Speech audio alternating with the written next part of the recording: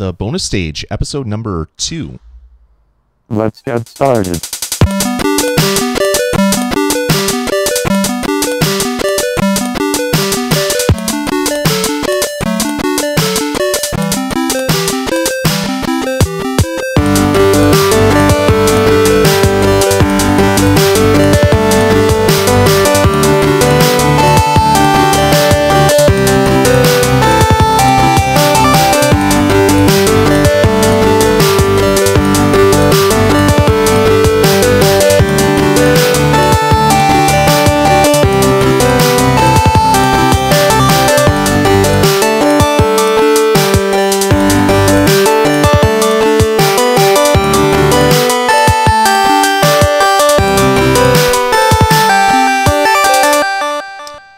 Right, everybody, and welcome to the bonus stage episode number 2. Recording this on Friday, the 13th of July, 2012. As always, we're your hosts, Lloyd Hannison and Jeff Ward. Jeff, how you doing today, my friend? I am very tired. It's been a very exhausting week of a lot of shooting and a lot of meetings, and my back is killing me, and you'll hear me complain about it a lot tonight. But other than that, good, ready to do the show. Just kind of like the perfect kind of way to relax on Friday is just to like talk about video games, hang out in the chat room with some really cool people, and just do this show. Yes, I agree there. I don't have a pain in my back, but I have a pain in my neck because my football team is really losing really bad right now. And I'm trying to not pay attention to the scores that keep flying up on my screen. So if I ever scream out in frustration, it's not because of you, Jeff. It's because of the Bombers. It's like half and half. Well, yeah, I mean, but that's the normal screams out in frustration for Jeff. These are different ones. They might sound a little bit different. Yeah, absolutely. Cool. So, yeah, the bonus stage. Thanks to everybody that tuned into the first episode. We've had a lot of people watch it, a lot of comments, which has been great. We got a lot of people in the chat room as well. 10 people idling in the chat room right now. We have Flea420, we have Greg Squires, Jeff A. Ward. Oh wait, I recognize that name. We have Jesse, Matt Purcell, Operator Al, Tadias, and Trevor R.A. So we got a lot of people showing up, and we'd like to have a lot more. So if you guys are listening to this in podcast form, please join us. We're recording this live every Friday night at around 10 o'clock. We start the pre-show at about 10 o'clock, and we start recording sometime after that. And then it goes on for 40 minutes, an hour, hour and a half, all depends. Every week's going to be a little bit different. And yeah, last week was really, really long. I was surprised to see like a 90-minute show for the first one we did as a podcast for this show in the download for iTunes, and I was like, wow, that I didn't realize it was that long. But I do remember starting to talk to you around 9:30, and then by the time we were done on Skype, it was around 1:15. Exactly. I was playing golf that morning at like 7, so yeah. I didn't have very much sleep that night. Which is good for golf. You don't need rest when you're going and walking 18 holes. You don't need to have strength or be well slept at all. No, you don't need to eat or drink water or anything like that. It's very easy. Yeah, it's one of the easiest things to do, actually, play golf. Cool. And basically, so we'd love you guys to come and join us live. That would be a really awesome thing. Even more so, if everybody that's listening to this right now went and told 2 friends about the show, showed them where to subscribe over at vgpodcast.com/bonus is the category feed where you can subscribe to the podcast.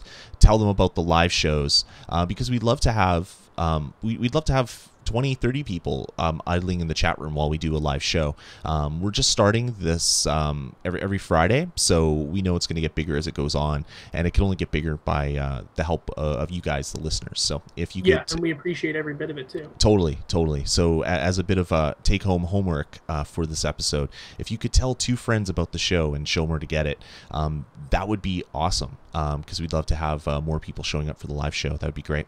Yeah, it's a good thing to do on a Friday night. Hang out, talk about games, and then eventually, as we move on, we want to have game nights and things that will take place right after we do the show. It's gonna be a lot of fun, I think. Yeah, we've got big plans, and last week's show was really good. We talked a lot about we talked about a lot of stuff, and if you want to go check that out, you can go and download that podcast. And we highly recommend you do because it gives a nice little history of what the bonus stage was and kind of how we got to this part that we are now. Because this used to be, I guess, formerly These Dudes on Games, and then we did a big kind of conglomeration when Tom left the bonus stage and all that kind of stuff. So there's a little history there. Tonight's show is no different. We've got a ton of stuff to talk about. It's going to be a big one. Some of the things we're talking about on the show tonight: reviews of Magic 2013, which is a game that Lloyd and I have been playing a ton. We actually talked a little about it last week. We're also doing a review of Walking Dead Episode 2, which is that fantastic point-and-click adventure game from Telltale. Yep. And finally, for reviews, we're taking a look at Video Game High School. It's Freddy Wong's video game kind of short film but episodic web series. And the final episode of that was finished, I believe, 2 weeks ago, and we're going to talk about that because it's a really fantastic show. We're also got a lot of news that we're talking about: the new game console Ouya, Gears of War Judgment gets a release date, and a ton of other stuff. That's right. We've got a lot to do, so we might as well get into it, eh? Yeah, pop some popcorn, grab your favorite drink, and get ready for a long podcast of us talking about games. Yeah. It's a good thing. Yeah. All right, well, let's kick this off. Let's start it off the way we always do. Jeff, why don't you tell us a little bit about the games you've been playing over this past week? I know you've been busy, so... Yeah. I've been busy, so it's been really tough to kind of sit down and play anything seriously. So, it's something that I never really believe is gaming, but in this last week where I've had very few hours to do so, I found myself, sitting waiting for meetings or, just kind of hanging around for a few minutes and playing a lot of iOS games. So the first one I played is Big Win Baseball, which I've had on my phone for a few weeks now, and I'm really enjoying it. It's the dumbest sports game I've ever played, but it is so fun and so addictive. That actually reminds me, I have to sign on right now. I'm going to do it right now, just so I could get the daily bonuses. But it's a game that is... it's very simple. You don't actually play baseball. You kind of manage a team. You watch them play, and you just hope their stats... There's like some sort of in-game rolling of the dice that goes on that you're not in control of that dictates who wins and by how much. There are these cards that you can get, and you're allowed to play 3 cards per game, and each card has a specific attribute that will boost players' scores or make it easier for you to get close outs at different bases, or find the contact zone, the sweet spot of the bat, or have super powerful hits and stuff like that. So there is a lot of stuff going on here, and it's a blast to play. There are different ways that you can improve your team by applying these other cards to them that will permanently increase their attributes. And it's just really, really addictive. I'm not quite sure. Maybe because you played the hockey version of this. Yeah. Are you actually playing against real people? Yeah, you are. Okay. So you're playing against people formulate their teams with their cards, and then you play them. And what it does is when you try to win some of the daily prizes, the daily trophies or whatever, it looks at your kind of your ranking, and then groups you with a group of people that have similar ranks to you, and then that's how you go for like the first place in whatever tournament that you're trying to compete in or whatever. Nice. Okay. I didn't think that they were real, but they always had these really unique, I hate the word unique, but unique names that I didn't think a computer could come up with, and some like stuff that is like profanity that I don't think a computer would ever come up with on its own. Right. But you have the option to watch the game or skip the game, and I guess each player makes that choice individually, and the game is already decided before you start who's going to win. Mm-hmm. So you just get to either watch the game play out, or you can skip to the end and just see who wins, and that's usually what I do. I like to see who wins and see what my record is. It's really addictive, and it's really fun and really simple to play, and you don't have to devote a lot of time to it, which is really great. Yeah. The loading time is a little long. It does take around 3 minutes to get into the game and start your first game. Mm-hmm. But I mean, it's not really that big of a deal. It's a really fun game, and for free, like, you really can't complain. Yeah, about the only thing that you can complain about is the constant pop-ups you get about, we have our Big Win bucks on sale for 50% off. I get text messages like every 4 days or something about something to do with that. It gets a little bit annoying. I don't get any text messages, which is really good, but what I do get push is notifications. Yeah, I didn't even get push notifications. Oh, really? Yeah, maybe I turned them off or something. That could be. I've never gotten a notification on my phone. It just, like, when I go into the game, it says, do you want to try this new game from this studio? I'm like, no, I don't care. Right. No, I hate stuff. But I get push notifications about cash sales all the time, and it's so annoying. But hey, what are you going to do? Exactly. That's how they make money, I guess. And likewise, to that extent, with those kind of just fun little iOS games, Pocket Planes has been an addiction of mine, and one that I have not been able to kick. It's super fun. I know that Lloyd doesn't want me talking about it because he's going to remember that it's on his phone. He's going to get back into the habit, but I'm pretty much done with it, so no worries. Are you? Except I'm moving people to Comic-Con because you're moving people dressed up as Mario and Luigi and Stormtroopers, and you get to move pizza, comic books, and the TARDIS as your thing. So that kind of makes me giggle a little bit. So I'm doing that. That's funny. Since Comic-Con's right on. We've talked about Pocket Planes before, so I won't go into too much detail about it, but it's just one of those games that, like, if I'm sitting waiting for a meeting and I've got a few minutes to kill, send some planes on their destinations. The only thing that bugs me is that usually after that I go into the meeting and then my phone buzzes like 4 times telling me planes are docked, and I think they're text messages. So I'm like, oh, what the hell's going on? Like, is something bad happen? Is it an emergency? But no, it's a fun game. Really enjoy it. And again, free. Can't complain. Mm-hmm. And then, as usual, on the Vita, I've been playing MLB The Show. Been doing my my Road to the Show. I actually created a new Road to the Show character. I wanted to play a designated hitter because I was getting tired of fielding, but they don't actually let you do that. You have to play a character that has some sort of fielding ability. So any defensive position, catcher, any of the outfield, any of the infield, or the pitcher. So I chose first base, and it's actually kind of fun just to switch it up. I was shortstop before. It's just really, really fun. I wish there was the Diamond Dynasty, which is kind of like your fantasy sports league thing in the Vita version, but there's not. So, but it's not that big of a deal. The game is really robust, and if you're a baseball fan, you have that device, you have to pick that game up because it's great. Cool. And that's all I've been playing this week. Played a little bit of Call of Duty today. Got frustrated, quit. Played some Minecraft because there was an update, and that's about it. Cool. I've been playing a fair bit of iOS stuff. Magic 2013, Walking Dead Episode 2, which we're going to be talking about in the review section, so don't need to chat about it here.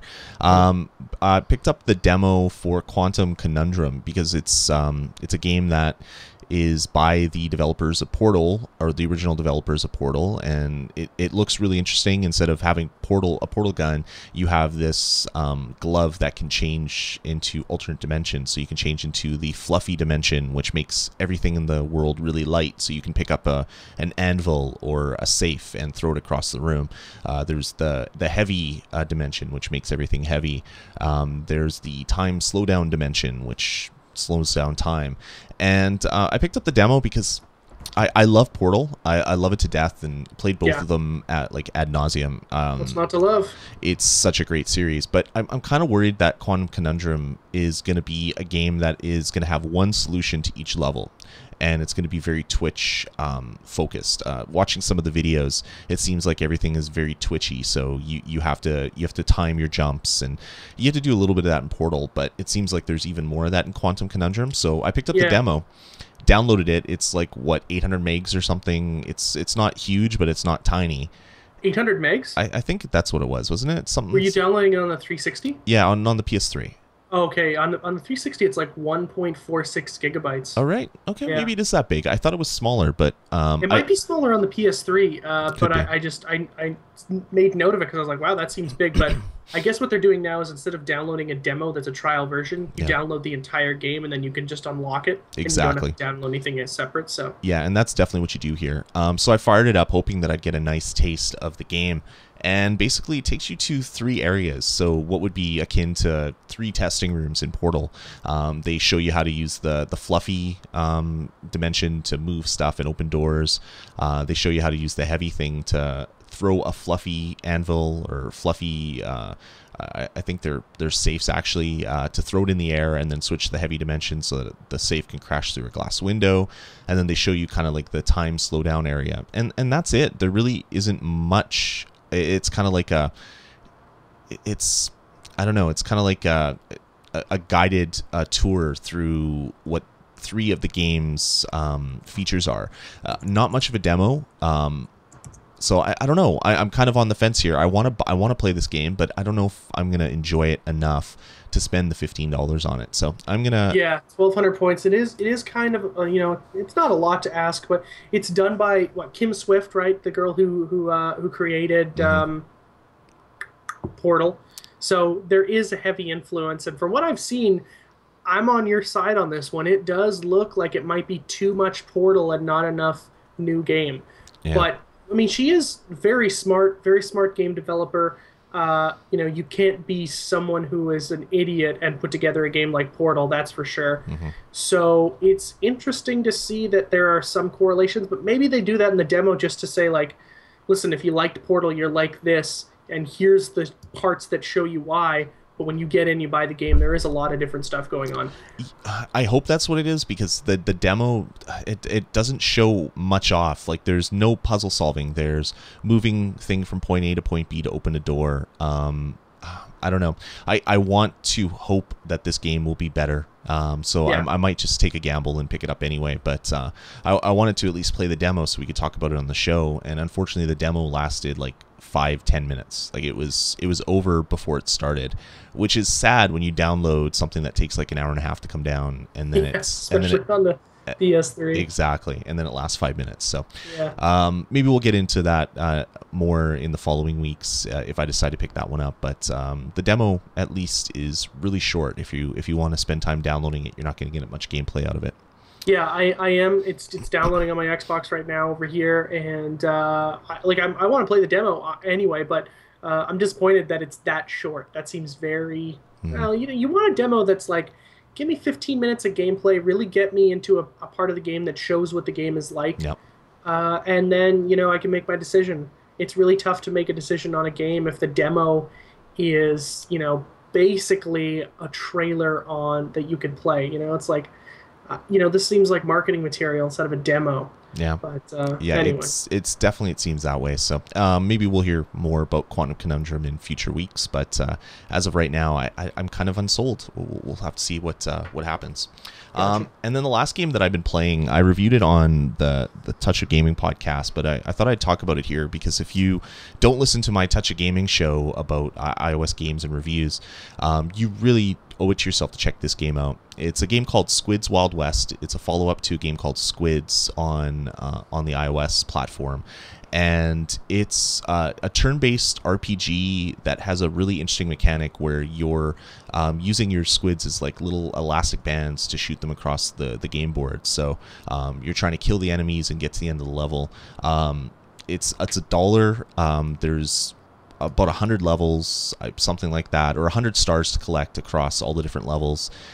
It is a huge game, so much fun, and yeah, definitely recommend that you guys pick it up. If you're interested in it, head on over to VGPodcast.com and listen to Touch of Gaming episode 110. That has my full review in it. I don't really need to duplicate that review here, but it's a fun game. And if you're going to pick it up and you think you're going to like it, you might even want to pick up Squids 1, which is $1 or $2 on the App Store. And it's definitely worth it as well. And you can carry over some of your characters from the first one to the second one, so it's kind of worth it to pick up the first one. Is that what you've been showing pictures of on Facebook? Yeah, I wanted to get a couple achievements, so you have to share your team out to Facebook. Oh, okay. I was curious why you're doing that because I've never seen you do it before. I'm an achievement whore, by the way, so on iOS, so I tweet lots of things and Facebook it and then go and delete it right away. Yeah. I actually sent you a friend request on Xbox, which you have not responded to, you jerk. Because I haven't turned my Xbox on probably in the last 2 weeks. Yeah, it doesn't even say when your last online was, which is how long you've been off. But I noticed that you were just under 20,000. You're like 19,000 gamer score, and I'm just under 30,000. So I'm like 10,000 ahead of you, and that made me feel really good. Really? Yeah. Does it make you feel worse that I haven't really played a game on the Xbox except for like the last Halo game? That's the last one I played. And in the last like year and a half, I'm not much of an Xbox gamer, unfortunately, anymore. Yeah, but we don't have to talk about that, though. Oh, okay. I mean, Okay. You know, as long as I've got more than you. Just saying. I mean, it's been like 2 years. Yeah, since but tell everybody how many achievements I've got in my game center on my iPhone. Mm-hmm. I think I've got like 2,300 or something, and Lloyd's got like 43,000. I play a lot of iOS games. It's ridiculous. I'm going to check right now because we need a live update of what I've got. 2747. That's your gamer score my, in Game Center on the iOS platform. And Lloyd hit. Wow. You've just played under 600 games and you have 47,567. I thought it was 46,568, so I'm a little bit off my game. Yeah, by about 1,000. And yeah, like every game on here that we have in common, you know, it just says ranked higher than me, ranked higher than me, ranked higher than me. Which is quite funny. I do an iOS podcast and play a lot of iOS games, so that's probably what the problem is. It's hilarious. If you call that a problem, I don't know. Yeah, I don't know if it's a problem or not. Maybe it's a problem for me because I'm like so far behind. All right, man. Well, I think that's gonna about do it for what we've been playing. We did something last week where we played some music and let it run. I think we're going to do that again this week, but we're going to put up some graphics. So if you're watching the video feed either live at vgpodcast.com/live, or if you're watching on the video that we post on YouTube after, it'll tell you how to go get the tracks that we're listening to at that proper time. So if you do get the track and you really dig it, definitely let them know where you heard it, so that they know that people are actually listening to the stuff that we put up here. So anyway, let's kick it off with our first song and get into that one right now.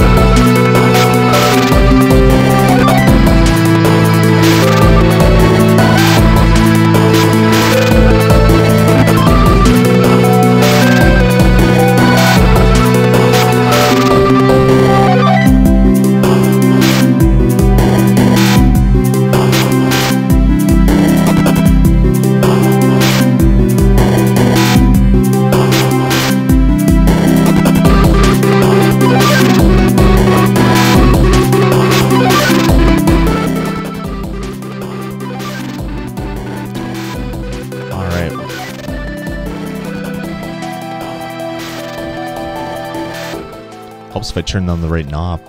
I was wondering what's going on. I was like, I'm turning it down. I'm like, but I'm still hearing the music. What's happening here? This doesn't make any sense. So yeah, there we go. That was our first track of the day, and that was the Starship Amazing. They're actually the group that does our theme song, and that was their track called "It's Too Late to Beg for Mercy," and you can get that over at starshipamazing.com. Yeah, you'll hear a lot of their music. They're good friends of the show, and I just love it. I've bought every one of their albums that's ever come out. I think they're fantastic. And if you like that kind of music, you'll find a ton of it ready for you to download. Yeah, they have a whole bunch of EPs and things that are free to download. They have a bunch of other ones that are pay as you want or pay what you want. So you can pay $1, you can pay $10, and they put out some really good music. So definitely go check them out at starshipamazing.com. All right, Jeff, let's get into our reviews of the week. Why don't we start talking off about Magic 2013? Yeah, so... we talked a little bit about this last week, and I played it again today and got whooped again by the computer and the campaign mode. I'm also on the easiest difficulty, so I'm just not playing the game properly. But I'm playing it on the 360, and you're playing it on the iPad. Which, that's right. If I was to say which is the better version, iPad all the way, without a doubt. It is about as close as you'll get to playing the card game before you actually start playing the card game. It's amazing. Yeah, exactly. It really is a fantastic experience. So, based on experience alone, I would almost say, unless you're a big fan of Magic the Gathering, you don't really need to buy it on the 360. Get it on the iPad if you can, because it'll make it a lot more fun for you to get into the game if you're not already a fan, because of the interface. Exactly. Especially if you're an owner of the iPad 3 or the new iPad as Apple's marketing it. The screen is so high res that when you play the cards on the game field, you can actually read the flavor text when the card is down on the playing field, which you can't do on the 360. No. You can't do on any of the other versions. It's really only done on the iPad 3. And just the fact that you're tapping the cards, you're attacking by sliding the cards from one to the other, very similar to how you would play Magic the Gathering in real life if you were playing a version of Magic the Gathering with your friends. It's so bad. Yeah. So the game is basically there's some fiction put into it where you're a planeswalker. That's what they call the people that play Magic. And you're actually going across planes, hunting people down, trying to become the master of all realms. And you basically start off in one realm. You get a deck, and then you start your battle. So it's kind of weird how they try to throw a story in. And it's actually really kind of weird because Magic's been around for 20 years, and there's actually like novels and full things that have been written on it. Like there's a whole bunch of backstory. And they try to incorporate a lot of that into this game as well. Yeah, which is tough to do. I mean, there is quite the canon to the Magic the Gathering, universe, as it were. And they do a pretty good job of, like, if you know some of the history of Magic, you'll be able to figure out what a lot of these people are talking about. And if not, it'll fall on deaf ears, but it's not really integral to the game anyway. The game is about cards. Exactly. And right off the bat, if you've never played Magic before, there is a fantastic tutorial that tells you everything you need to know. And Magic is a pretty easy game to pick up, but the amount of like tiny, intricate rules is daunting. They're easy to understand, but there's just so many of them. And the game's tutorial does a fantastic, probably the best I've ever seen of teaching you how to play Magic. I actually used it to figure out how to play Magic again and figure out the new abilities and, kind of remember what the other ones were because I'd forgotten so many of them. It was really, really well done that way. Mm-hmm. The game is a ton of fun too. I mean, it's just, if you have ever played Magic the Gathering with real people, you know how much fun it can be. And this game is like that. The computer is tough. It's easy to kind of, your first couple of matches, just destroy the computer because they take too long to attack you and that kind of thing. But, if you're aggressive enough, you can just bowl over them. Mm-hmm. But the game gets difficult, and it gets difficult quickly for me anyway. Because I haven't actually started swapping cards out of my deck for ones that I've unlocked in previous matches yet. So that might be my undoing. I should just go into the deck manager and spend some time building a deck, I think. Yeah. So yeah, that's kind of how the game goes. You play a match with a particular deck, and then if you win, you unlock a card. That card gets automatically put into your deck. The deck manager allows you to go in and take cards out that you don't want to play with, but any cards that you win are automatically slotted in for you, so you don't have to worry about adding those yourself, which is kind of nice.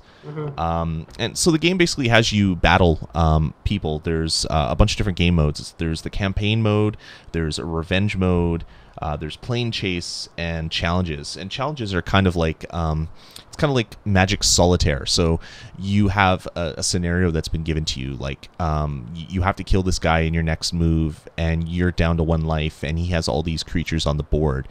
You have this much mana, and you have these cards, and you have to figure out kind of a way to win that. And it's actually a kind of a good way to figure out how to really do some advanced things with Magic, like how to properly buffer how you play your spells and things like that. So I like that that's included.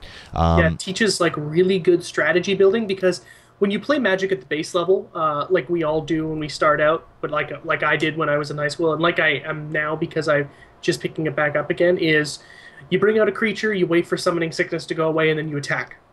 Or you block with it. And basically just, it's an all-out war of attrition to do as much damage in a short amount of time as possible, which is fine. But when you start playing more advanced players, they have strategies. You know, they don't really necessarily need to rely on shuffling their deck well. They just know that the card placement is in a situation where they are basically usually 1 to 3 cards away from being able to win the game all the time. That's like advanced strategy, and they get into that a lot with those little challenges. And at the beginning they seem incredibly unfair, and they seem really, really hard.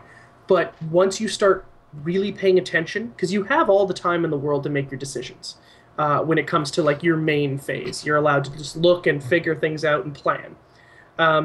So you start reading the cards, you start reading their abilities, you start reading your other cards' abilities, and you figure out, with the amount of mana you have available and with the cards you have in your hand and in play, how quickly you can turn the tables. I mean, yeah, you have 1 life left, but you can still win this turn, which is really amazing, because in other games, when you're down that much, there's nothing you can do. Exactly. Magic is different, though. Yeah, definitely. And the cool thing about this game is in Magic, there's 5 colors and artifacts. So you can make decks out of any of the 5 colors. So green is kind of like heavy trample damage, so you do damage even if they block you, and life, getting life back from I don't know, nature. You have black, which is like death and rotting. You have fire, which is which is basically for instant spells that do a lot of damage. You have blue, which is more kind of like a tricky deck where you stop damage and redirect it. Stuff like oh man, what is the shoot? It's in the new set. It's the ability that you know, for blue cards and artifacts and stuff. What the heck is it called? I'm not sure. Shoot, I'm not sure what you're talking about. Yeah, I don't even know if I know what I'm talking about. And then there's white, which is kind of they're more flying creatures, a lot of angels and birds, and a lot of life regeneration as well. So in the game, there's a set number of decks. There's 10 decks that have been built for you by Wizards of the Coast, and they're in the game. They're not all available for you to use. You get 1 or 2 decks to begin with, and then there's 8 that you unlock by defeating other Planesmasters or Planeswalkers. What you do is, after you beat a boss, you unlock their deck, but you unlock their deck at 30 cards. There is 60 cards available for every deck, so you have to basically play each deck 30 times to unlock all the cards. So if you want to unlock all the content in this game, you're playing at least like 300 matches to unlock all the cards, and then there's all the other modes that are thrown onto it. Like 300 matches if you're good. It probably will take you double that if you're just an average player and you're getting, you know, a couple of cards a game if you're lucky. It's going to take you a while, which is like that added value of the game. You know, it only costs $10 or whatever, 800 points, I think. But there's just, you know, you could play forever and you're still unlocking new stuff, and exactly. You know, the online also opens up things. Yeah. Yeah, that's one of the differences between the console versions and the iPad version. The online modes, you can play online multiplayer with people on the internet. A lot of fun, really good. The iPad version only allows you to do 2-player multiplayer, not 4-player like all the other consoles do. So that's a bit of a detriment. But I mean, I don't know many people that play 4-player with this particular version. They play one-on-one. If they're playing 4-player, they're playing with people at the table, with friends that they know. So I don't know if that's, to me, it's not a big deal, but it might be to some people. Yeah, I don't think it's the biggest deal in the world. It doesn't really hinder the game or anything like that. But one of the things, and it was just said in the chat room by Tadias. He was saying that what you can't do is create your own deck from scratch, and he also said that that's not a bad thing, because what they give you for $10 is what most people will need, and he's totally right. But it is a little bit limiting that, with all these cards unlocked, you can't go ahead and make your own deck from scratch to really suit your own playstyle. If you're a serious Magic player, that's really going to make you upset.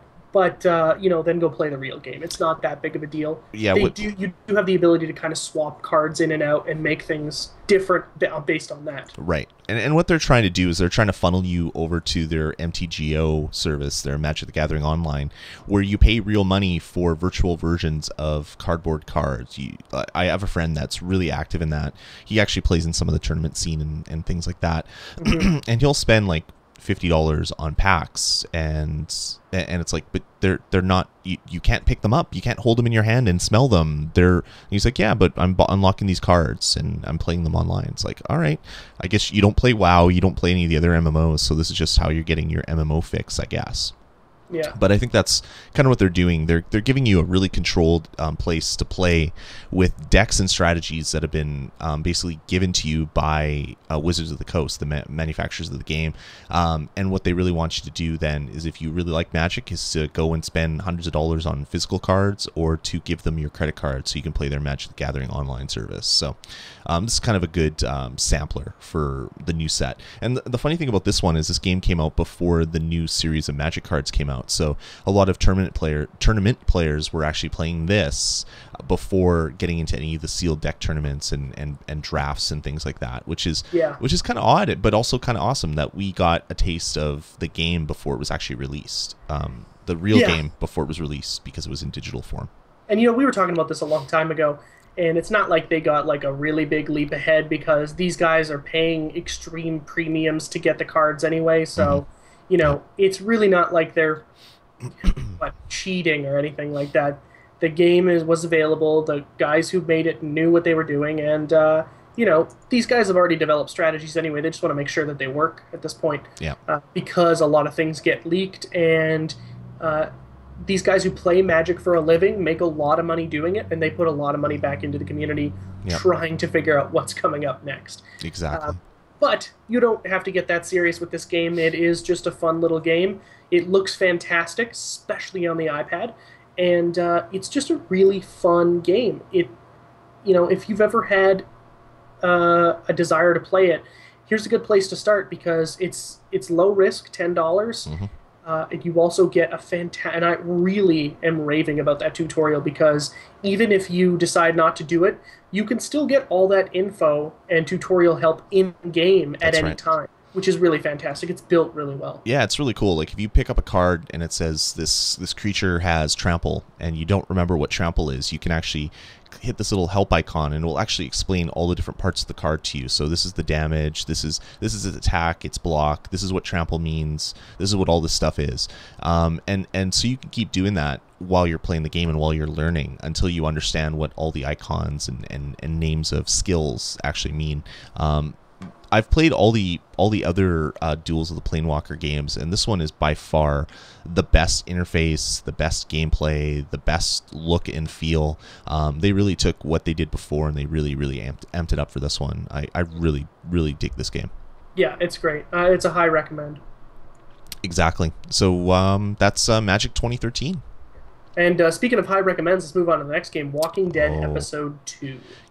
I bought Walking Dead. I bought a season pass before even playing the first one, just because I love Walking Dead, and I assumed that it was going to be really good, which could have been stupid, but it wasn't a very expensive purchase to buy the season pass.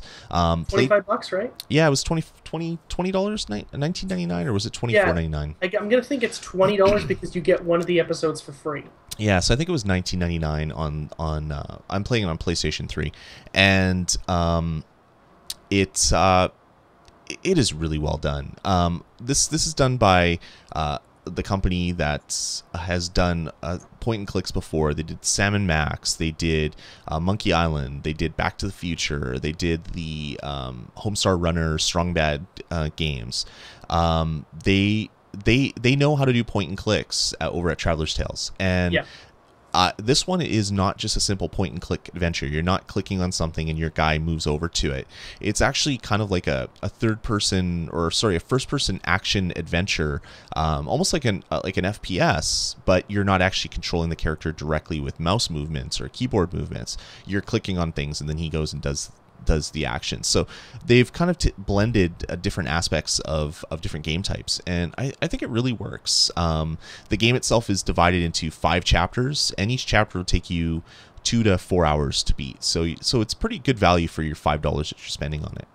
Yeah, I picked it up the day it was launched, or the day it came out. I believe it was a Wednesday a couple weeks ago, and I had finished it by Friday. And we didn't talk about it last week on the show because I wanted to give you a chance to play it. Loved the first episode. I unfortunately did not see the promotion, otherwise I would have bought all of them at the same time, but now I've got to buy them individually. Not a big deal. They're $5 a pop, which is not like a huge financial investment. So, I don't mind giving them an extra $5 or whatever, and the last one for free is not that big of a deal. But, man, I'm just blown away by this whole thing. Loved the first one.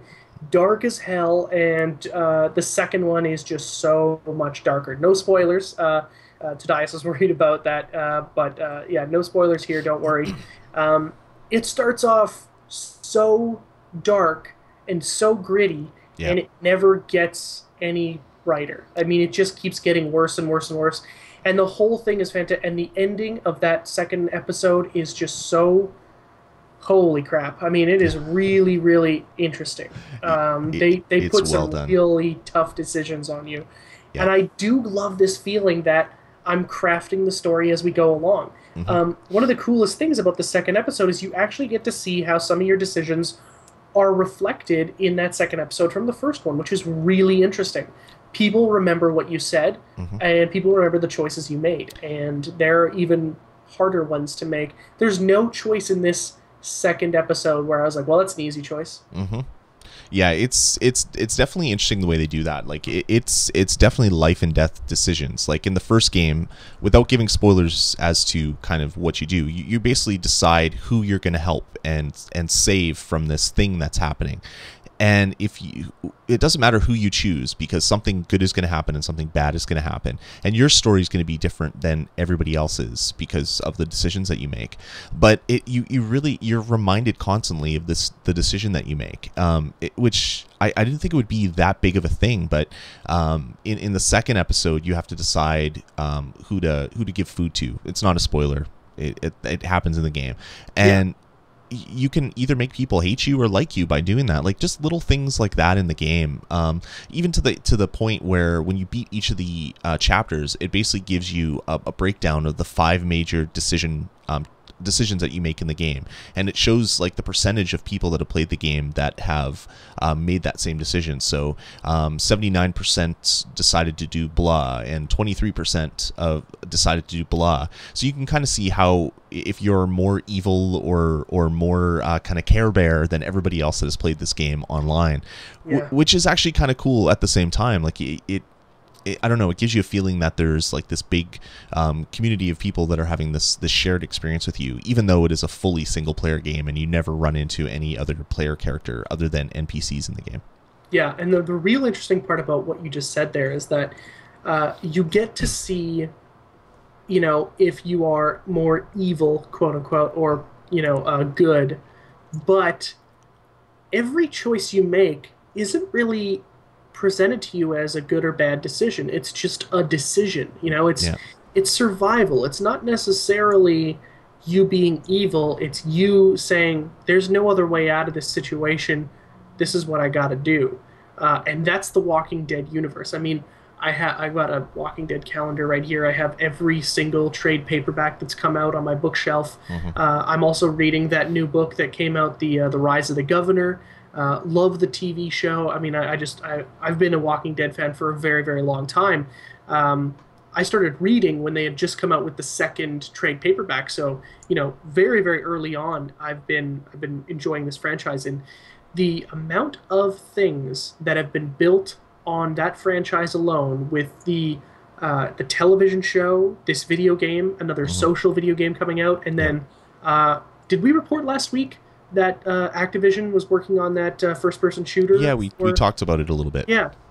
So there's another game coming out as well too, and it's like there's a lot of really interesting and exciting stuff that's coming out for this franchise, and it's reinvigorated the zombie franchise quite a bit. Maybe not to an extent where I'm enjoying zombies again, because I think people go too crazy over them. Oh, I love zombies. You gotta love zombies. I think zombie movies are fine, but I don't. Zombies are boring. They're there to be killed. They're not interesting. They're not scary. What's scary is, and what The Walking Dead does so right, and maybe why I love it so much, is that Walking Dead is not about zombies at all. It is about the relationships of people after society breaks down. Right. That's what Walking Dead is about. And it really annoys me when people get mad at the Walking Dead TV show when they're like, oh, there was no zombies in that episode. That's okay. That episode was scarier without. When people are terrified, they'll do anything, and that's what The Walking Dead is about, and that's why it's so fantastic. So to me, zombies are just like, I don't really care. But The Walking Dead is different because it doesn't really, it doesn't even focus on the zombies. They're just there. They're a threat, but, they're pretty easy to dispatch, and as Rick has been doing for years now, it seems, he's found a way around it. It's not really the dead that are the danger. It's the living. Exactly.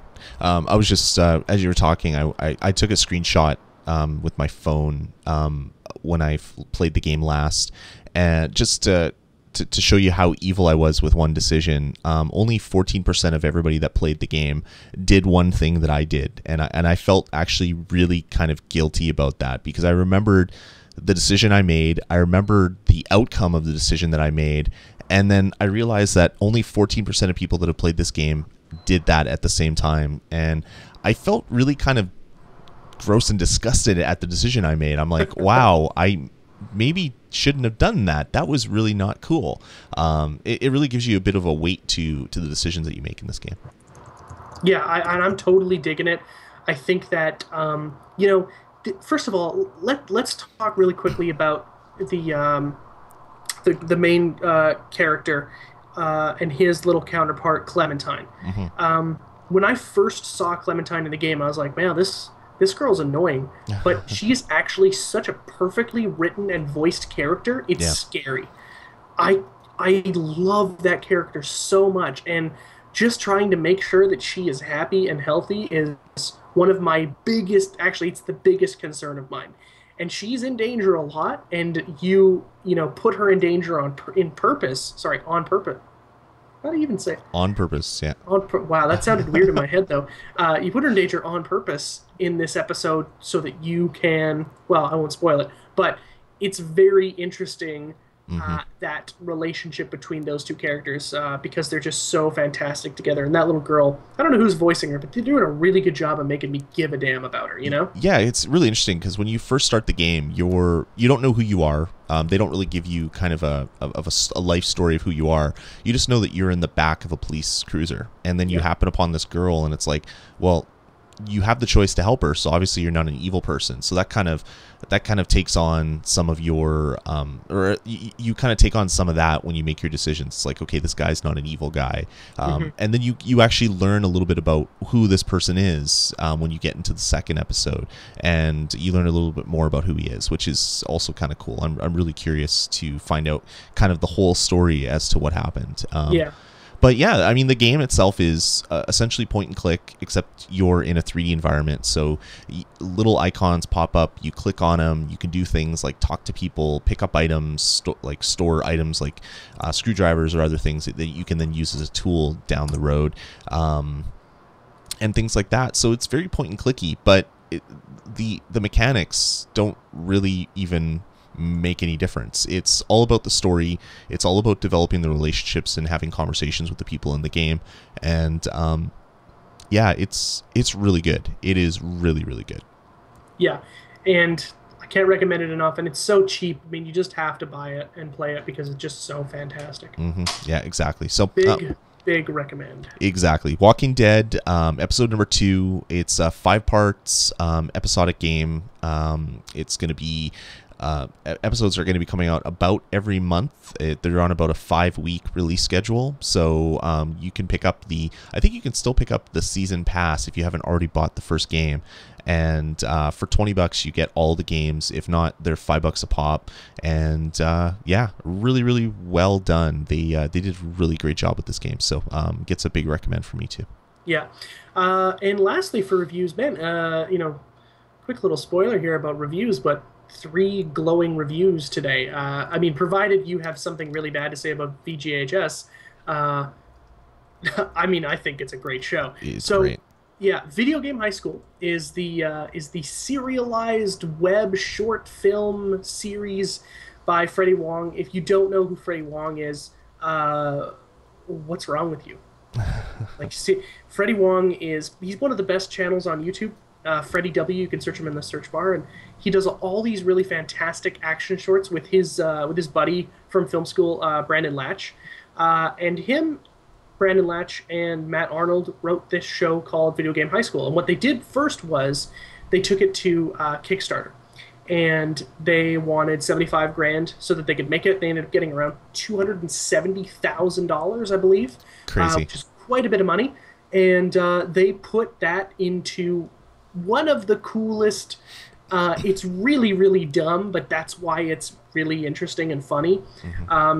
Basically, this universe is built around the fact that there is a high school, and it's called Video Game High School, and video games are the most important thing in the world, and they're more important than the news, and in some cases more important than the president who is in the hospital with some sort of serious ailment. Having a heart attack or something, and they preempt it for a one-shot kill that happened in some match somewhere. Yeah. Really, really awesome. They did a really good job, actually. Yeah, if you haven't seen it, you can go to rocketjump.com, and all the episodes are on there. You can watch them for free. There's 9 episodes, I believe, yep. And it runs roughly, if you watch them back to back to back, I'm going to say around an hour 10 or something like that. It's about 2 hours almost. Oh, really? Wow. Yeah, because a couple of the episodes are about 17 minutes. Very cool. And it's just really fantastic. It's about this kid who inadvertently takes out this really cocky greatest video game player of all time called The Law, and he gets invited to go to Video Game High School to prove his worth. And he gets embroiled in all these little fights where I love when the bullies come out and they challenge Brian as the main character to a fight, and instead of actually duking it out, they sit down at computers and play a first-person shooter. I think that's fantastic. It's so funny. Even better, it starts off with him being pushed off his bike, and these 2 Korean gamers come up that are playing I guess games similar like StarCraft or whatever, and they basically come and they take all of his resources because he had a USB key around his neck. So they come and they take all his Vespine gas and all of his crystals and do it just by doing it there, and then as they walk away, they're all like GG, and then they get on their bikes and fly away. And I'm just like, holy crap, that is the whole like real-time strategy, the whole world of real-time strategy in like a 5-minute conversation and interaction between people. It was just so well done and super clever. They did a really great job with the design of every single episode that they put out. Yeah, it's really smartly written so that if you've played video games before, and, I mean, you've probably already seen it if that's the case, but if you have any knowledge of video games, you'll get a lot of the nuance and the subtlety, which is actually not subtle at all if you're in that community. It's so in your face. Yeah. And my favorite episode is the second to last episode where I'm not going to spoil what happens, but Brian ends up going and opening up his own arcade after one day of sweeping floors and overnight, and then it turns into this really fantastic Casablanca kind of spoof, which is just fantastic. It's so well done, and the actors they got to portray these characters are fantastic. The law is so over the top and funny. The guy is great, and oh man, there's like the principal of the school is the main guy from Epic Mealtime. And Zachary Levi's in the game. Freddy Wong actually plays Brian's best friend's dad in the game, which is really funny. He's all about shredding on Guitar Hero. I don't know, people don't know, but Freddy Wong was actually a professional Guitar Hero player. A player? Jesus. Player. And he won tournaments and stuff and made money playing Guitar Hero when he was a kid. Yep. Which is really strange, but yeah, people made money playing that game. So there's a lot of good stuff in it. It's just a really, really fun time, and I am very happy with what they put together here. Yep. You know what? When they come up with the Blu-ray, I'm definitely going to buy it. Yeah, they did a super good job. As you said, it's set in a high school, so you have your different cliques in the high school. So you have your jocks and your nerds and all the other people that fit in.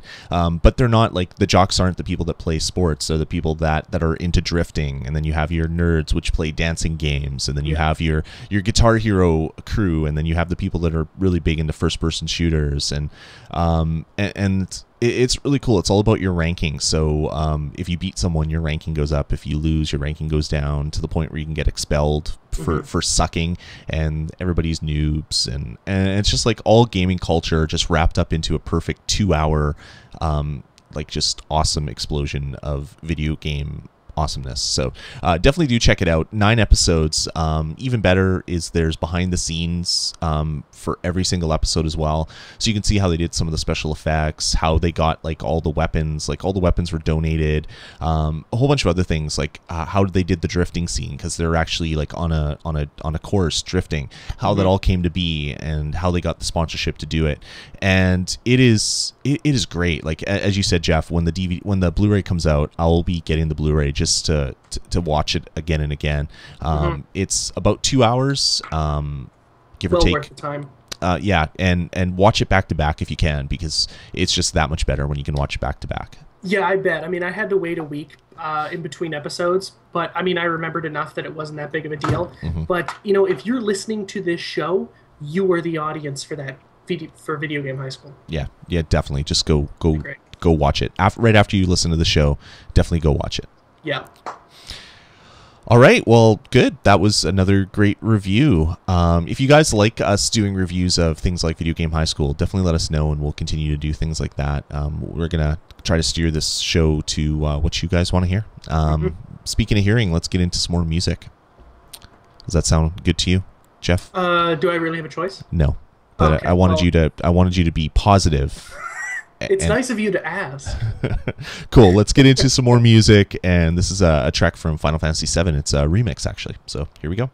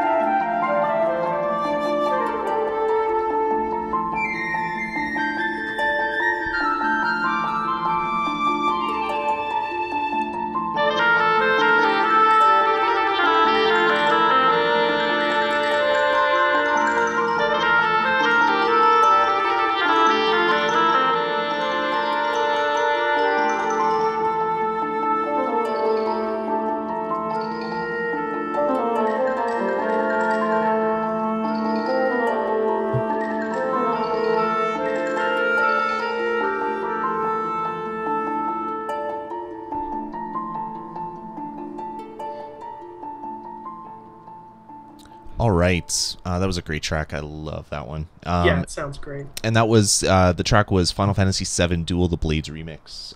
This was actually from ocremix.org, a really great site if you're not familiar with it. People post up remixes of video game tracks, and they're all awesome. They're voted on by the community and really great. And that was a remix done by Kevin Penkin with links. If you watch the video feed, all the links will be there. Also, we'll put it in the show notes as well, so you can go download that track if you want to own it as well. Really well done version of Duel of the Blades. All right, sir, let's get into the news. Our news section, we're going to kick it off with something that's been a little bit of a controversy, if you want to say it in the English way. It's funny that you say it that way because I was just watching Indiana Jones Kingdom of the Crystal Skull yesterday, and Jim Broadbent is in that movie, and he says controversy. And every time he says it, I just like, oh my god, that sounds so good.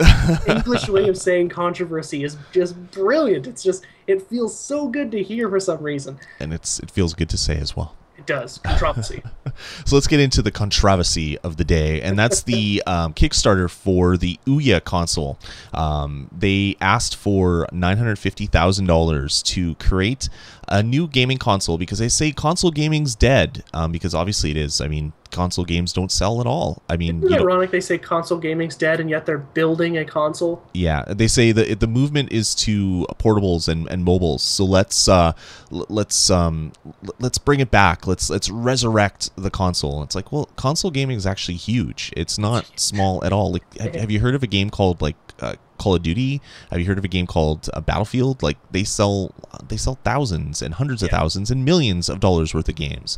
It just blows me away. But anyway, what this Kickstarter is all about is they wanted to raise almost $1 million to to create a new console. It's a PC essentially that runs Android, and people are saying, oh, that's great. So any Android game that I buy would run on this. No.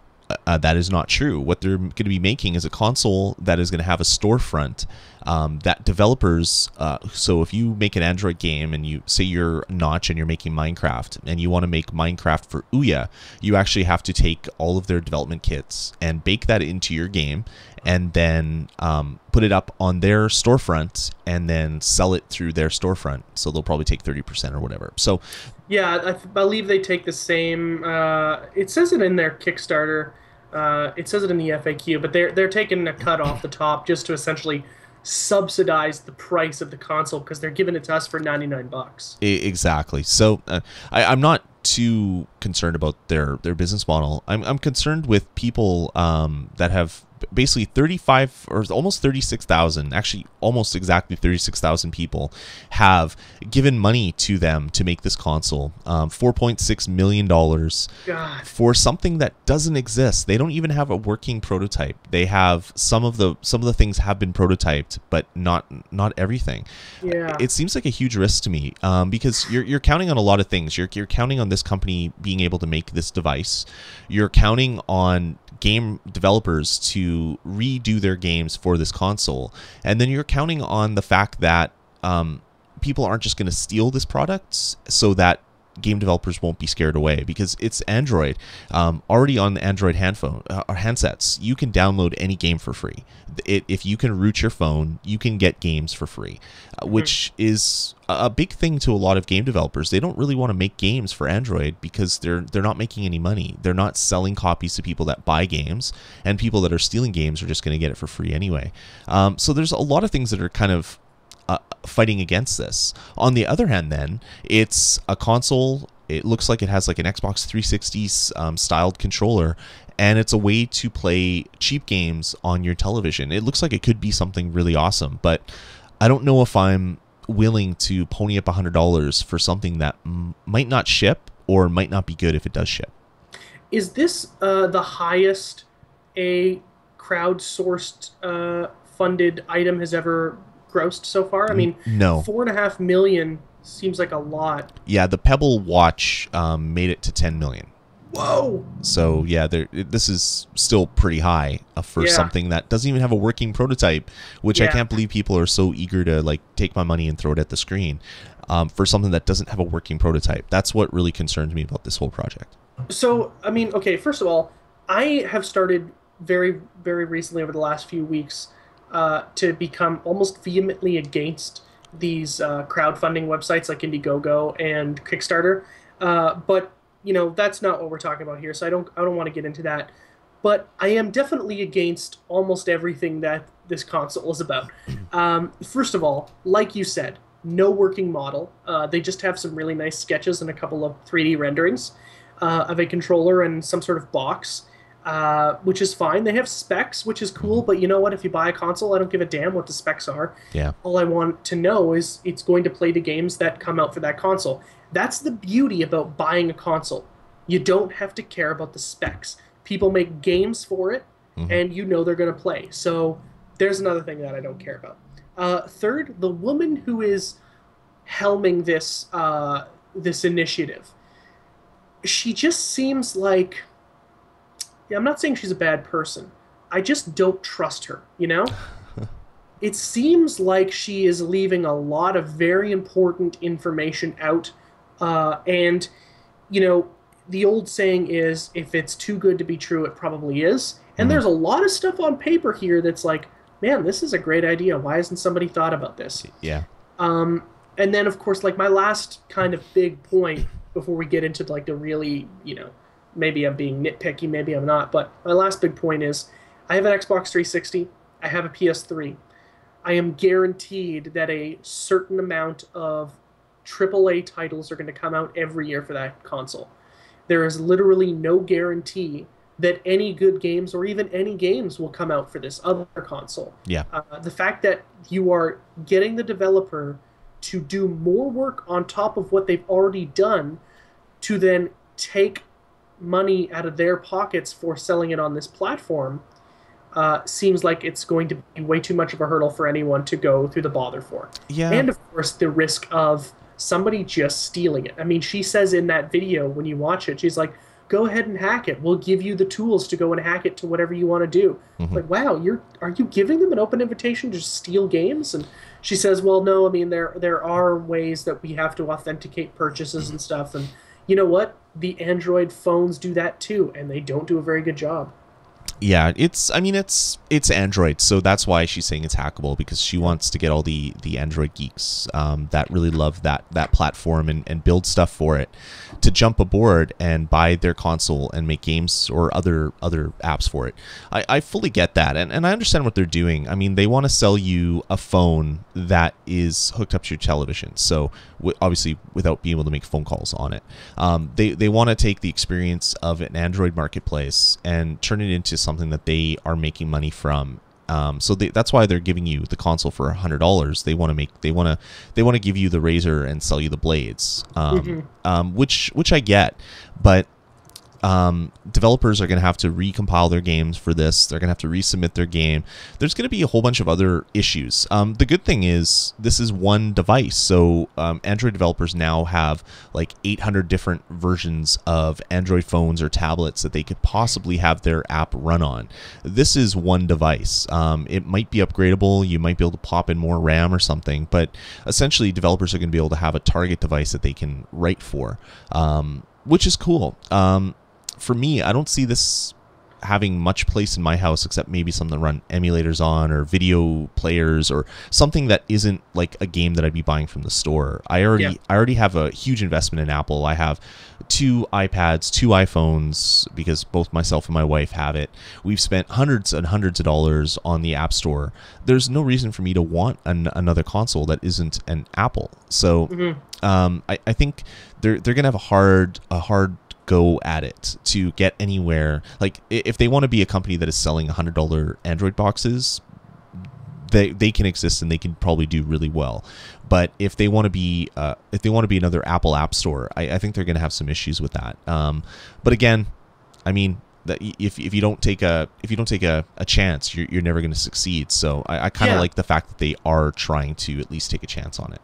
And, you know, I don't think they're trying to rip people off in any way. I do feel like their head's in the right place. They're trying to make something different here, and I can totally get behind that.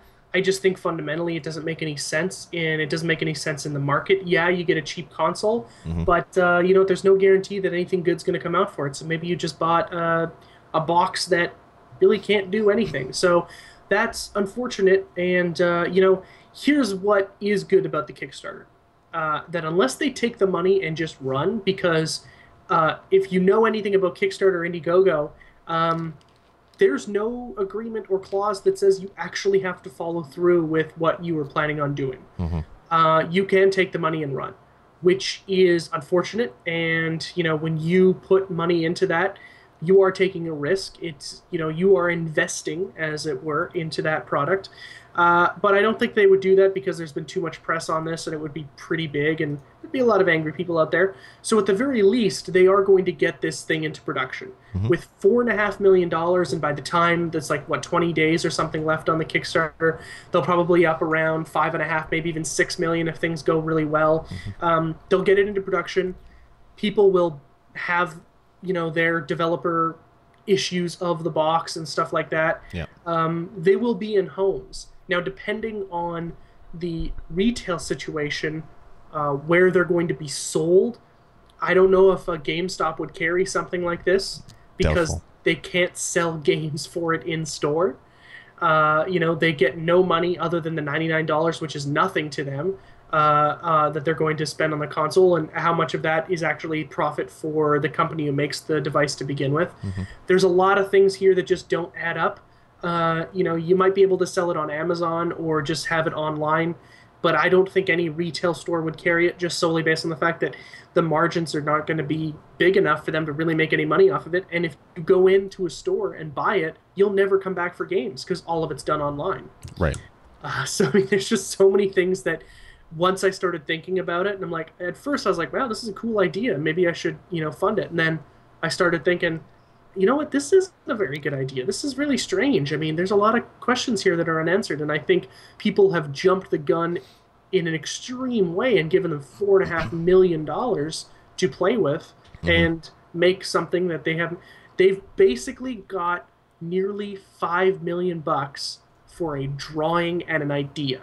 Exactly. And That a is really nice insane. render of what a user interface would look like. Yeah, I mean, holy crap. And then they've got, like, you know, TVs where they're like, well, we're playing Cannibalt on a TV. It's like, do I need to play Cannibalt on a TV? No. I mean, who cares? See, And- like, it's dumb. And the thing is, if you have an iPad and an Apple TV, you can do that today. Like you AirPlay Exactly. you AirPlay your iPad to your television, and you're playing games on your television. So, Yeah. I mean, I like the product. I like the idea of the product. I'm gonna wait to see what happens when it actually comes out. If it has some developer support, and if it's actually a console that's even gonna work. Like they have. There's so many unknowns. Like if you look at their frequently asked questions, everything's unknown. Can we build the hardware? Well, we're looking at it. Can our developers? Do you have any games to announce for this system? No, we're working with developers to Yeah. figure out some games that will launch with it. There's way too many unknowns. So we'll watch this as it goes on. I think in the Kickstarter they say that it's set to launch in March. So that's the other thing, is it's almost a year away from when you place your Kickstarter to when you actually get the unit. So If you're lucky, because they don't have to launch on time. That's when they're Exactly. projecting. So Yeah. if you're lucky, you might get it just under a year from now. But yeah, you're right. I mean, it's just like they have not answered any questions, really. You know, we know what their rough plan is, but you know, there's so many things that they just are like, we don't know, and yet they still got $4.5 million. I think the gaming community just jumped the gun on this one.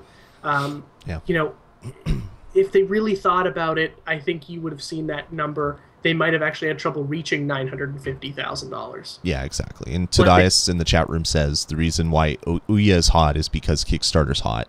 Yeah. And I think that's part of it. Like you had a lot of really successful products. You had the Pebble watch that raised 10 million. You had a Double Fine Adventure, which raised like 600,000 plus.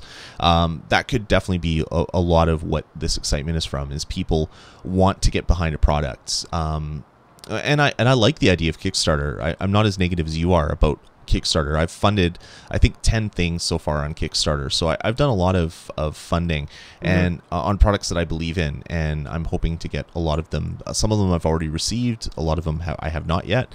I'm hoping that this exists and it is going to work and it is going to be decent, but I don't know. I'm just not ready to pony up my $100 right now, especially since they don't need it to get to the 950,000. They're way past it, so I'll wait and see what happens. Yeah, I think they'll be fine without us. I think so. They don't need my $100. No, they don't need mine either, and they aren't going to get it anyway. Exactly. All right, so moving on. You had something about Gears you wanted to talk about. Yeah, so Comic-Con is this week. San Diego Comic-Con is this week, and a lot of things are starting to come out of the woodwork for games. And one of them, just want to mention it quickly because, it's only June, it's only June. It's only July. We'll see a bunch of new news come out, but Gears of War Judgment gets a launch date, March 19th, 2013. We were talking about it before the show. We're both a little interested in the fact that they chose to launch in March, which seems like an odd month for a game that has a lot of big backing. I mean, it's not Gears of War 4, but it might as well be, right? So why they don't launch during the holiday season, maybe they're not ready, not sure. But if you go to the Kotaku article, you actually get to see this really, really cool, about 5 or 6 minute developer diary on the new multiplayer mode called Overrun, which is a very interesting mode where teams will swap either on the side of the Locust or the side of the Cog, and each of them, like the Cog has to get this generator up and running and keep it running, and the Locust have to go and destroy it. And there's all these different teammates that have different abilities. Engineers can repair barriers and stuff, and soldiers will give out ammo, and it's pretty basic, but in the Gears universe, it actually is pretty cool, and there's a lot of really interesting stuff in here. It's actually getting me kind of excited for a game that I didn't think I would care that much about. So Gears of War Judgment will launch March 19th, 2013. Around the same time you can expect your Ouya to launch if you're lucky. Yes, maybe you can play it on your Ouya. Maybe that would be one of the games. Yeah, it'll be a launch title. Wouldn't that be interesting, actually, if that's how it worked out? That would be funny. Oh, that'd actually be kind of scary. All right, cool. Moving on. Do you want a new PS3? Are you tired of the one that you currently have? My PS3 is fine. The hard drive's corrupted on me once, and that was it. And since then, have never had a problem with it. However, if you want, you can get here's what happened. There is a new, slimmer model of the PlayStation 3 that was, I want to say leaked, but it's hard to say because it could actually be designed for the new PlayStation 4, and it might not be a PlayStation 3, but that's what it looks like. It looks like it's just a really slim PlayStation 3 that should be available around, they're saying around Christmas or whatever. Cool. So yet another redone PlayStation potentially coming out. Yeah. Which is good. I mean, I have the old Beast PlayStation, and it sounds like a small airplane is going to be taken off at some time. So I kind of want a new one, but then at the same time, mine's backwards compatible, so I don't know if I'm ready to make that jump yet. But we'll see. All right, moving on. Speaking of consoles, there was a leak at Comic-Con. It wasn't announced at Comic-Con, but it was leaked around one of the events there or something. Are you doing air quotes around leaked? Yeah, it was leaked. And that is a limited edition Halo 4 bundle that will be coming out in time for the Halo 4 launch. It is the console itself is wrapped to look kind of like the ship from the I guess the movie, the teaser trailer. There's 2 controllers, and there is a copy of the game, of course, and a Halo 4 branded headset as well. So if you're interested in getting another Xbox 360, you can get one that has a 320 gig hard drive, and it looks like the price is going to be about $400. So it's not that cheap because they know that everybody will buy anything if it has Halo on it. Yeah, exactly. So yeah, Halo. I am not one of those people who just goes crazy for Halo, although I am going a little crazy for what Halo 4 seems to be. It is looking very impressive. I think it'll be a buy on launch. I was very impressed by the E3 trailer. And it just looks really, really cool. Will I get a new bundle?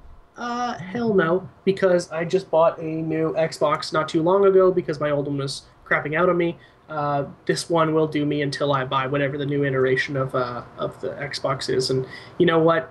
I honestly think that maybe even a Halo 4 Xbox console bundle is maybe too late to be buying into one, but we'll see. If you get a year out of it, I think that's a pretty good investment. I'm surprised it doesn't come with... Oh, sorry, I thought you were finished. I didn't mean to speak over you. Okay.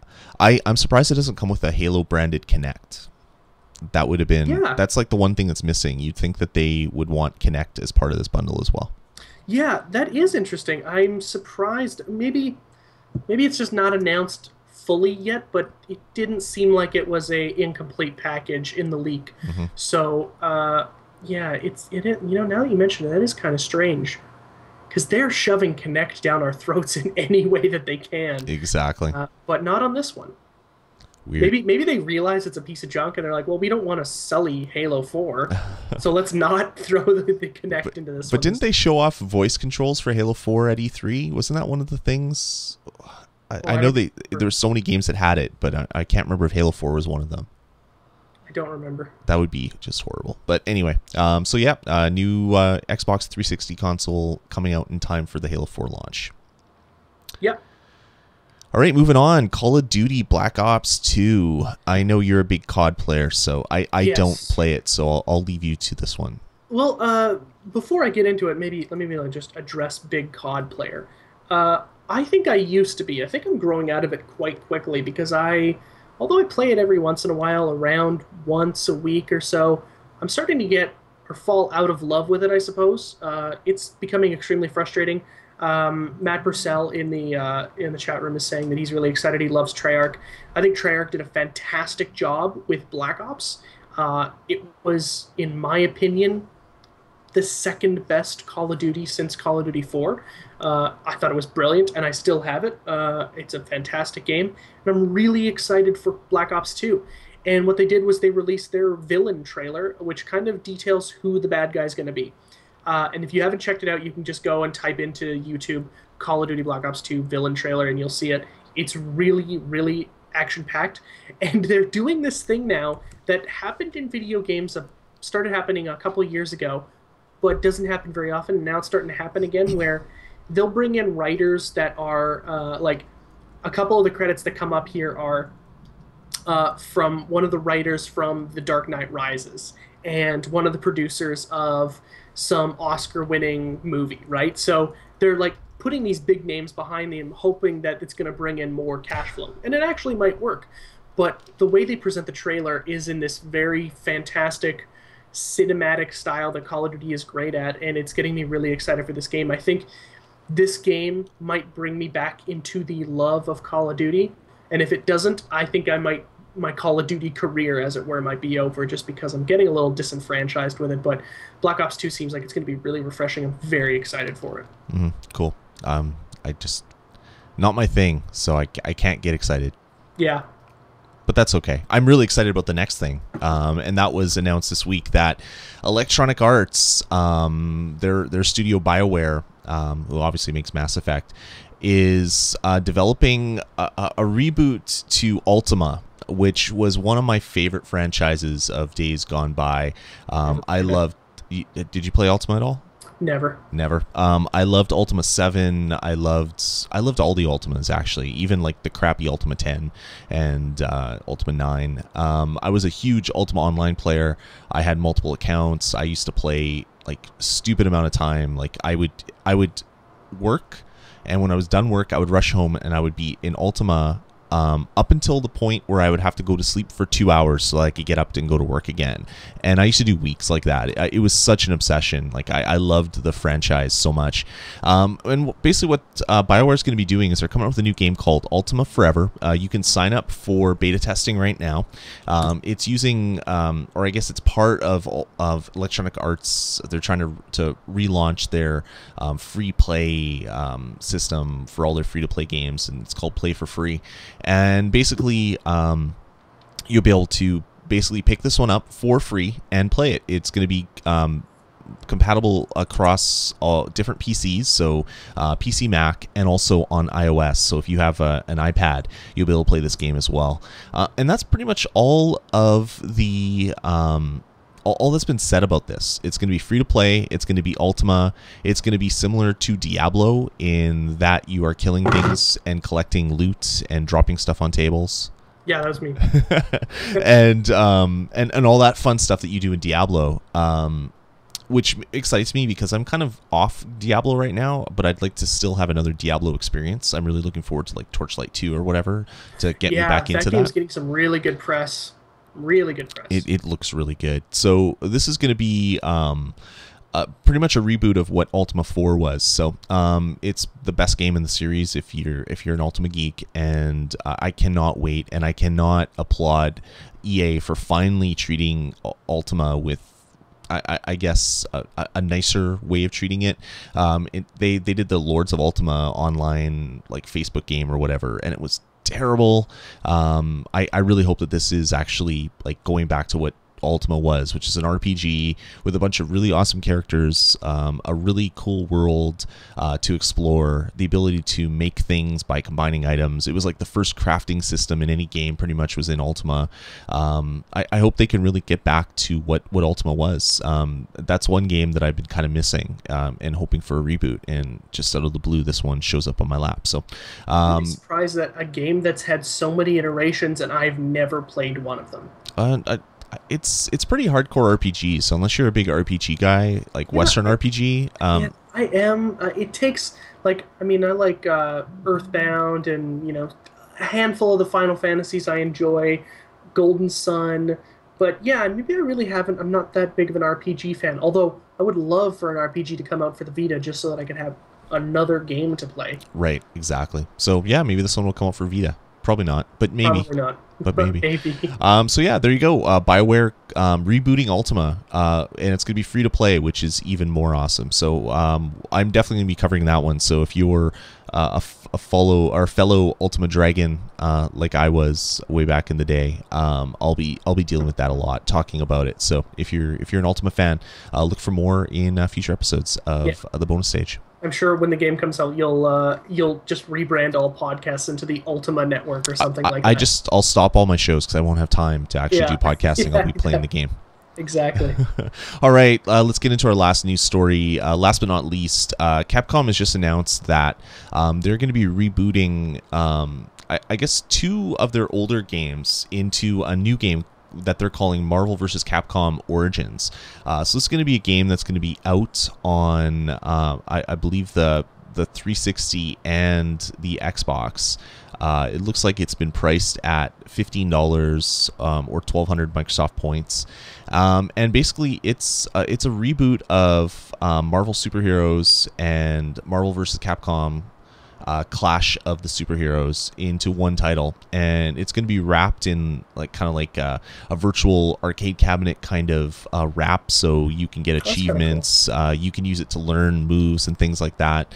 There's going to be a spectator mode and HD graphic updates, 8-player online lobbies as well. So a lot of really cool things. So yeah, if you liked Marvel Superheroes way back when it first hit the arcade, or you loved playing the first Marvel vs. Capcom, you'll be able to get both of them in one awesome package for about $15. There hasn't been a release date announced, but I love old Capcom 2D fighters, so I'm probably going to be picking this one up when it comes out. I do too, but I don't like Capcom as a company right now. So, I just think they're doing way too many of these reboots, and we're bringing out an old game and charging you for it again. It's like, you know what? Why don't you spend those resources and make a good new game for once? Because every new game they come out with is horrible. Yeah, if Resident Evil 6 is bad, that'll basically be the last game I ever buy from Capcom. Well, the last Resident Evil that just came out was pretty good, wasn't it? The Operation Raccoon City? Yeah. That game was a piece of trash. I know. I believe I actually bashed the hell out of it on these dudes, didn't I? I can't remember, but yeah, I was kind of trolling you there because I know you're a big Resident Evil fan. Yeah, I mean, all their games, all the new IPs, all the games have been coming out with recently they haven't been that great. I don't know if Capcom has it as a big game developer anymore. I don't believe that they do. So I hope they do, because I love Capcom from way back in the day, and I'd really love for them to get back kind of true to form type thing. I love them too. I mean, you go back to the 90s, and they were easily the best third-party game developer on the face of the planet. I mean, their track record was insane. The amount of good games that they were pumping out through the entire decade of the 90s, and even midway through the last half decade as well. But since then, you know, Resident Evil 5, probably their last big game that was really, really good. Dark Void wasn't very good. There were a bunch of other games in the mid era that were just trash. And they just seemed to be putting out a lot of garbage. I mean, they had like Resident Evil 3D Mercenaries on the 3DS, just a piece of garbage, that game. Yeah. Although they picked it up in Revelations, which is really cool, and I'm hoping that 6 is also good. Yeah, yeah. I mean, you mentioned Dark Void, which made me kind of giggle a bit, because I picked up that game for like $4 in like a bargain bin at like a grocery store.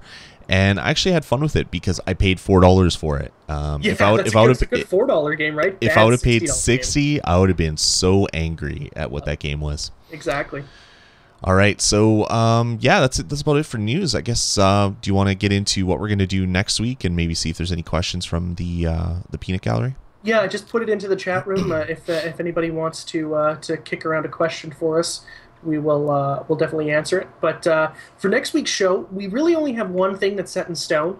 I played this game called Slender, and if you guys aren't familiar with the internet meme Slender Man, it's this kind of stupid thing about a guy with no face and really long arms that is in the woods and stuff. It's actually very creepy and very, very scary. And this game came out, it's a first-person game, and people are calling it the scariest game ever made. I played it. It is pretty scary. I'm going to let Lloyd play it over the week. I told him to wear a diaper. And I do all the time anyway, so it's fine. I'm so old that I have to do that now. Yeah, that's I wasn't going to say that just because. That's okay. I beat you to the joke, so you did. You beat me to the joke. But we'll play that, and we'll get back to you next week. And if you guys, it's free to download as well too. So if you want to play it, I highly recommend doing so. And then you can send us an email about how you ruined your chair after you pooped in it, because there are some parts in the game that will freak you out. It is very, very interesting. So we're going to definitely talk about that next week. And at this point, that's all. But we plan the show throughout the week all the time. So if there's anything specific you'd like us to talk about, definitely let us know. Send us an email, vgpodcast@gmail.com, and we can get it into next week, next Friday. All right, well, that's going to about do it. I don't think we have any questions from the chat room. So what do you say we end off with our final music slice for the day? Yeah, sounds good to me. My back is killing me. So all right. I'd love to stand up and walk around for a bit. All right. Well, then I'll let you get to that. So since we're going to be ending the show right after this last song, definitely get in contact with us. Head on over to vgpodcast.com. You can join our newsletter if you want any advance notification for any live shows that we do. You can follow us on Twitter. I'm at Dasme on Twitter. Jeff is at Jeff A. Ward. And as I said, you can email us at vgpodcasts@gmail.com. Join our forum. All that fun stuff. We got a lot of stuff there for you guys if you want to interact with other gamers and get involved with the podcast. So I urge you to do so. Yeah, we want feedback. We crave it, in fact, and you guys will help to make the show better. So even if it's bad feedback, let us know, because there's only one way we'll know if we're doing something wrong, and that's if you guys tell us. Exactly. So for the last music track for today, it's going to be called 8-Bit Chiptune, which is an original title, and it's by the artist Shock Cycle, and this was a download from soundcloud.com. The links will be in the show notes or on the screen while you're watching it. So thanks, Jeff, for another great episode of the bonus stage. Thanks for having me. All right, guys, and we'll end it off with this great chiptune, and we'll talk to you guys next week. Thanks, everybody in the chat room, by the way, before we go. We had a lot of people show up today. We have Trevor R.A., Tadias, Operator Al, Matt Purcell, Jeff A. Ward. I keep saying your name. Jesse, Greg Squires, and some other people that have come and gone since we've been doing this for about an hour and a half already. So definitely thanks everybody for tuning in, and we'd love to see a lot more of you guys next week. So tell 2 friends. Remember, you do have some homework, and we'll talk to you guys next week. Take it easy. See you later.